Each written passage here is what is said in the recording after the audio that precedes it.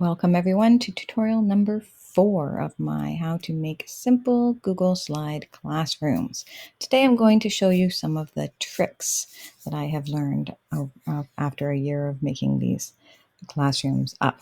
If you like these tutorials, please remember to subscribe to my channel, maybe give me a little comment or a like or a share to your friends, and that way I know that people are interested in me continuing to make these.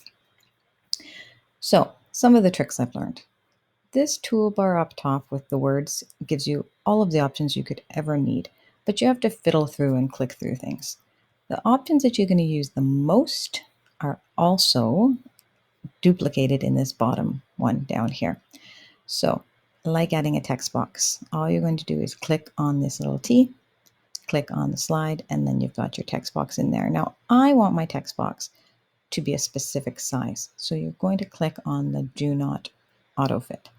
That way I can make my text box fit, say up here in the upper corner, and I can type in whatever I like. You can do a few things here. You can click and give your color border an outline. You can make your border thicker, different sizes. You can change the color of the inside of your text box. Okay. If you go over here to these 3 dots, it gives you even more options. And those are where you're going to find, you say, I want it centered, right? Or I want the line spaced, and all those kind of Microsoft Word options. All right. Another thing that you can do is insert an image right from in here. Same as going into here and sliding down, you just go to this little picture image and you've got them right there. So you can go to search the web over here, say you want to do a plant, you type that in.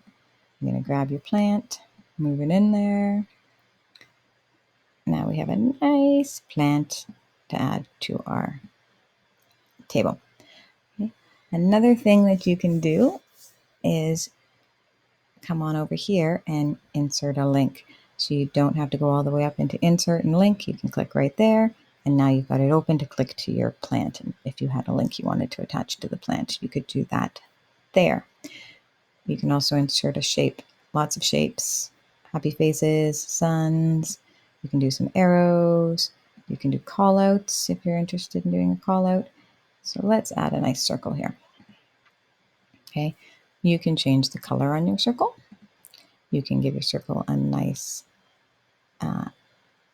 outline. You can make the outline thicker. You can make the outline dashed. There's a lot of different little tricks you can do in there on that one. Okay, now we're going to go over here to your format options. In formatting, you can change you can do the flip. So on your plant, you want your plant to go a different way. Okay, you want your plant upside down. No, I don't want my plant upside down. Right? So you can move around things a little bit.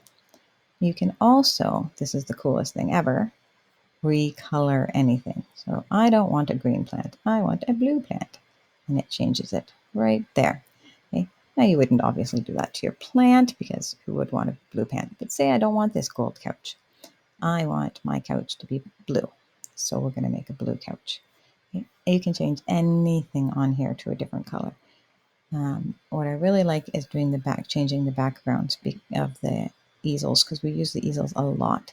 So you can make your easel look like a wooden easel. And you can make a blue easel. Right? So you can just add some little details to your slides using this recolor. Okay. You can also do shadows and reflections. You're not going to do that very much. At least I don't. But it gives you a few different things to kind of change around, make your slides special.